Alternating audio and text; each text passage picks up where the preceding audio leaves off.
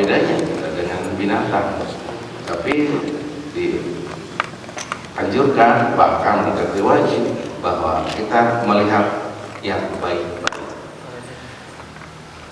mendengar yang baik-baik, melangkah juga ke kegiatan atau ke tempat yang baik-baik. Apakah mudah? Memang bukan sulit, tetapi tantangannya berat. Apa tantangannya berat? Karena setan pun terus menggoda kita. Bukan hanya mata, bukan hanya telinga, bukan hanya kaki dan tangan, tapi hati pun terus digoda oleh setan. Oleh karena itu kita ya tantangannya berat. Setan ilmunya jauh lebih tinggi dari kita. Setan caranya jauh lebih cerdik dengan kita. Andaikan kita lengah saja, sedikit tidak dekat dengan hidayah Allah, kalau yang biasa baca Al-Quran, dia ganggu dengan agar bacaannya boleh baca terus Al-Quran, tapi dianjurkan oleh setan untuk agar orang lain melihat dan jadi riya. Apabila kita pelit, Anda harus terus pelit. Jangan coba untuk dermawan, lebar. Itu setan. Apabila kita sering melihat hal-hal yang mengarah kepada maksiat, apakah itu melihat secara fisik di lingkungan, ataupun melalui medsos, melalui TV, ataupun melalui WA, melihat hal-hal yang membawa kemadharatan, kemaksiatan, itu terus diperkuat oleh setan. Terus ini indah, terus ini bagus. Dan apabila kita membaca, melihat, mendengar hal-hal yang positif, mendengarkan tausiah, baik itu di WA ataupun di TV, dan rasanya cepat lelah, cepat ingin ganti dengan program yang lain. Kenapa? Setan pandai. Oleh karena itu hadirin yang muliakan Allah Subhanahu wa taala, sering-seringlah melihat yang positif, sering-seringlah melihat yang maslahat, sering-seringlah berbuat tangan yang membawa manfaat, dan berjalanlah kaki kita dengan kegiatan-kegiatan yang penuh manfaat. Insya Allah, jika kita sudah sering dengan hal-hal yang positif, jika kita sering dengan hal-hal yang maslahat, energi kita akan kuat untuk istiqomah di situ. Energi kita akan tetap stabil untuk tidak mau terbawa ke arah yang mador. Istilah Sunda, ulah kabawa sakaba-kaba. Kalau sudah terbawa dengan arus yang negatif, dan yang negatif itu adalah lebih mengundang syahwat, lebih mengundang kenikmatan. An-naru hufat bil makari, an-naru hufat bil syahwat, al-jannatu hufat bil makari. Untuk hal ke neraka, maka hal-hal yang mudarat itu penuh kenikmatan, tapi nikmatnya yang membawa sengsara di akhir zaman. Tapi kalau kebaikan jannah itu hufat bil makari, penuh dengan hoream, penuh dengan sahel, penuh dengan godaan-godaan lain. Tapi andai kan Allah bisa seperti itu, ya memang diturunkan untuk menjadi teladan. Apa bedanya dengan kita? Kita dengan Rasul itu bedanya hanya sedikit, sedikit. Rasulullah sedikit-sedikit istighfar, kita hanya sedikit istighfar. Rasulullah sedikit tidur, kita sedikit-sedikit tidur. Rasulullah sedikit sedikit dia tahajud, kita sedikit tahajud. Jadi bedanya sedikit, kata sedikit ya. kita makan sedikit-sedikit, tidur di masjid, tidur di angkot, tidur di rumah, tidur. Rasulullah di masjid istighfar, salat. Nah itu. Kemudian ada yang muliakan oleh Allah Subhanahu wa taala. Bagaimana agar indera kita, kaki, tangan, telinga, mata kita selalu ada dalam kemaslahatan. Memang perlu perjuangan, perlu keinginan, dan perlu dengan niat. Yang ini niatnya yang kadang-kadang kita berangkat ke masjid niat bismillah, la haula wala quwata illa billah. Kadang-kadang tidak berangkat, kadang-kadang berangkat aja. Padahal niat itu adalah penting. Yakin kalau kita dalam hati sudah niat, maka rintangan-rintangan yang lainnya akan tersisihkan. Niat untuk infak, saya ingin tiap bulan memberikan infak ke Baitul Mutakin sekian. Kalau sudah diniatkan insya Allah. Tapi kalau diajak infak, diajak mohon mangga insya Allah. In hatina tidak ada niat, ya es. Tapi sudah diniatkan untuk kegiatan-kegiatan yang maslahat, insya Allah. Duduk di masjid, niatkan. Walaupun yang disampaikan oleh penceramah mungkin ada penyimpangan seperti tadi, Rasulullah dengan kita bedanya sedikit. Ya itu kata sedikit itu tidak ada dalam hadis, tapi kan benar. Rasulullah sedikit tidur, kita sedikit-sedikit tidur. Rasulullah sedikit-sedikit istighfar, kita sedikit istighfar. Jadi kata sedikit. Nah itu hanya permainan kata-kata saja, tetapi benar. Oleh karena itu, untuk kita bisa mencapai seperti Rasulullah mustahil.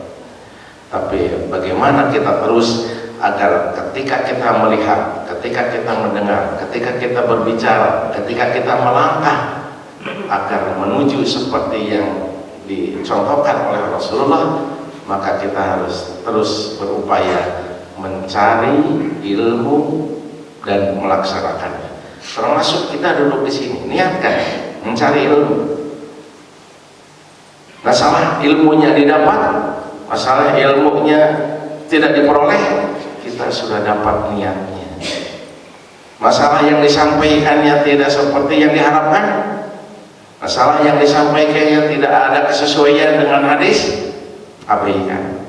Tapi kita sudah punya niat.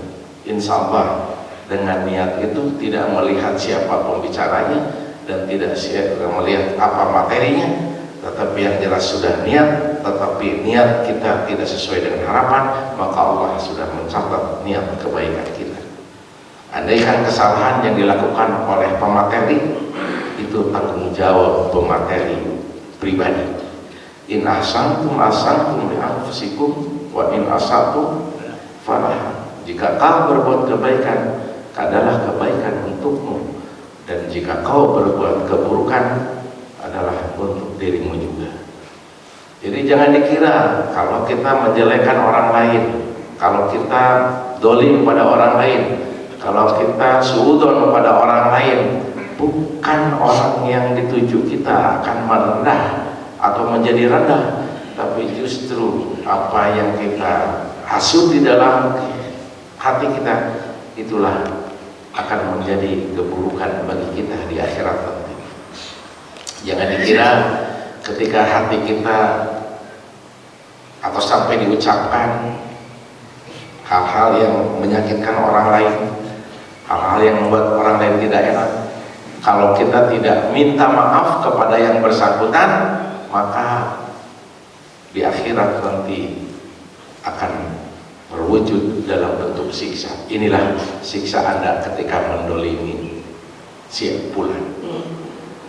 Oleh karena itu hadirin yang dimuliakan oleh Allah Subhanahu wa taala, marilah kita selalu berbaik sangka, walaupun memang tidak mudah.